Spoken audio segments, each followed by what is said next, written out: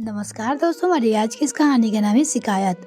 आज सुबह से ही घर के सब लोग बड़े लोग एकत्रित थे और बैठकर मेरी प्राथमिकता तय कर रहे थे, क्योंकि उनके अनुसार मैं कोई भी काम समय पे नहीं करती। मैं उन लोगों के अनुसार कभी भी समय पे कार्य नहीं करती। इस कारण से शिकायतों का पोटली भी खोला जा रहा था। जब वो लोग मेरी प्राथमिकता तय कर रहे थे, उस समय उन लोगों को चाय नाश्ता पकड़ाने का काम मेरा भी था। बस मुझे ऑर्डर दिया जाता था और मैं एक आदर्श कर्मचारी की तरह बस सम्मान तक उनको पहुंचा देती। पर फिर भी मैं कभी इस घर की जिम्मेदार सदस्य नहीं रही। चलिए मैं आपको बताती हूँ, अपना परिचय कराती हूँ। मेरा नाम सानवी महाजन है। मेरे परिवार में मेरे सास ससुर प्रदीप महाजन और सुभद्रा महाजन, मेरे पति आलोक महाजन, मेरे देवर अभिजात महाजन, छोटी ननद दिव्या और मेरे 2 बच्चे साबी और सुयज। एक ननद और है जो मेरे पति से बड़ी है और वह भी अपने पति के साथ आज मेरी प्राथमिकता तय करने के लिए घर में मौजूद है। मेरी शादी आज से 7 साल पहले हुई थी। जब मेरी शादी हुई थी, सब लोग मैं संस्कारी स्कूल में अध्यापिका थी, जो आज भी हूँ। अब उस समय उनके लिए गर्व की बात होती थी, पर आज ये उनके लिए मुसीबत बन चुकी है, क्योंकि अपना स्टैंडर्ड दिखाने के लिए बहू वर्किंग है बताने में बड़ा मजा आता है, पर उसके साथ साथ जो जिम्मेदारियां होती है वो निभाने में रोना आता है।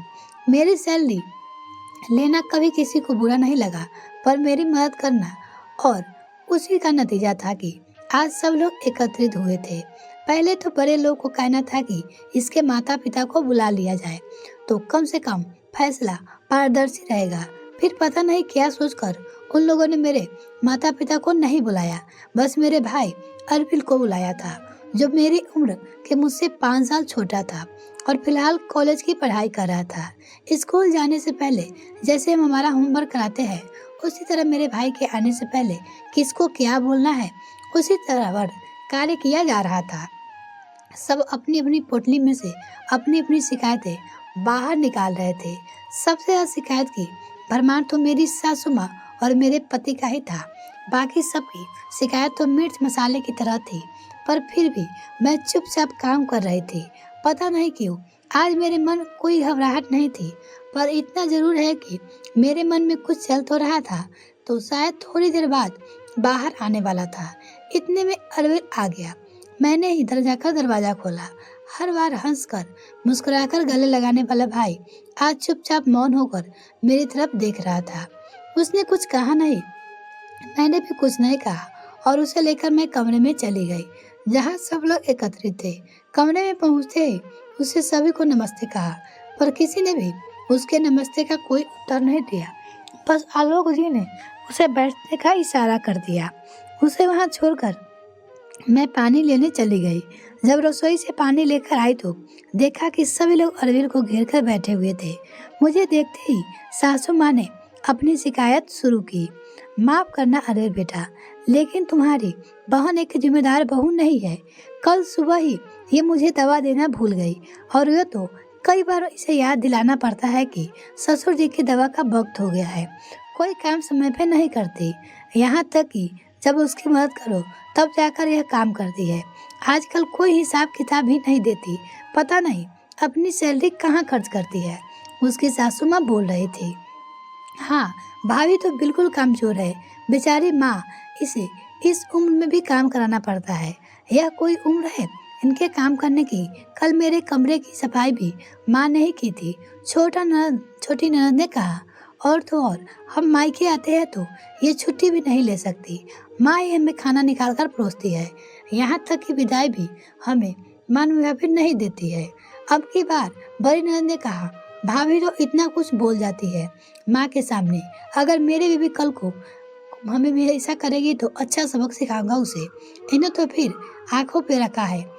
अब बार देवर ने अपनी तरफ से तीर फेंका। उसके देवर ने, देख अरविल, मैं ज्यादा तो कुछ नहीं कहूँगा, लेकिन घर में यदि सभी को उनसे समस्या है तो जाहिर सी बात है तुम्हारी बहन में ही कमी है। जो पहले का काम वो बाद में करती है, जो बाद का काम है वो पहले करती है। यहाँ तक कि आजकल अपनी सैलरी का हिसाब किताब तक नहीं देती। बताओ, यह भी कोई बात हुई? कम से कम पता तो होनी चाहिए ना कि यहाँ कहाँ क्या खर्चा करना है। अब तुम ही बताओ क्या करना चाहिए? उसके पति ने पूछा। अरविल इस बात का जवाब दे नहीं पाया और मेरी तरफ देखने लगा। बस उसने इतना कहा, दीदी आपकी प्राथमिकता क्या है? अरविल ने अपनी दीदी से पूछा।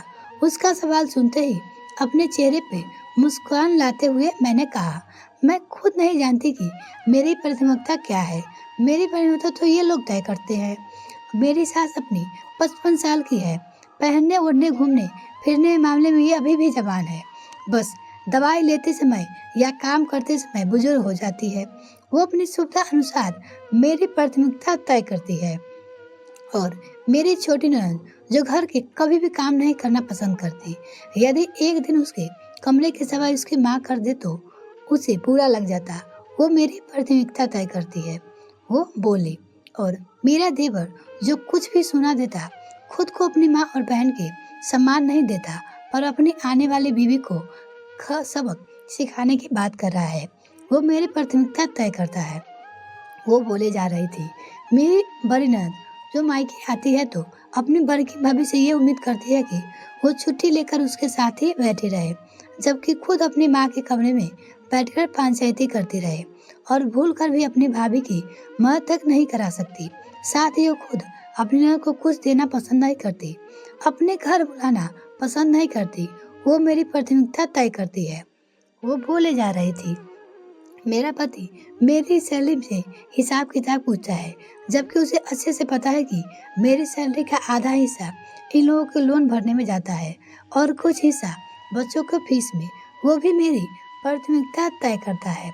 कमेंट सेक्शन में लिखना ना भूले कि ये कहानी आपको कैसी लगी।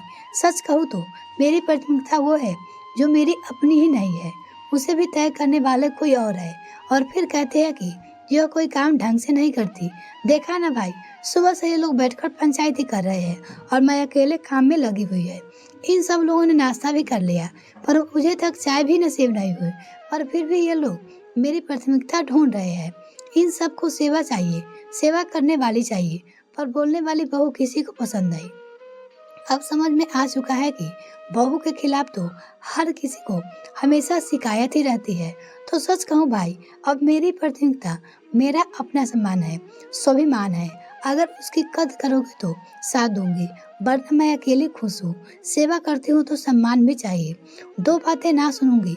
अपनी सैलरी का अधिकतर हिस्सा तुम पे खर्च करती हूँ तो कुछ अपने लिए भी रखूंगी। आखिर मेरा भी भविष्य सुरक्षित होना चाहिए, वो बोली। अब हम जाने और ये लोग जाने, मैंने अपनी प्राथमिकता बता दी और इसमें अब कोई बदलाव ना करूंगी, वो अपने भाई से बोली। मेरे जवाब सुनकर किसी ने मेरे खिलाफ बोलने की हिम्मत नहीं की। सचमुच इतना कुछ बोलने लेने के बाद दिल में बड़ा सुकून था। साथ ही साथ आज मैं आत्मविश्वास से लाजवाब बढ़ चुकी थी, क्योंकि अब मैं अपनी प्राथमिकता को जानती हूँ। यह कहानी आपको कैसी लगी कमेंट सेक्शन में लिखना ना भूले। इसी तरह कहानी सुनने के लिए जुड़े रहे हमारे साथ। तब तक के लिए धन्यवाद दोस्तों। अगर मेरे चैनल को अभी तक सब्सक्राइब नहीं किया तो प्लीज मेरे चैनल को जल्दी से सब्सक्राइब कीजिए, साथ में बेल आइकन ताकि मेरे और वीडियो का नोटिफिकेशन सबसे पहले आपको मिल सके।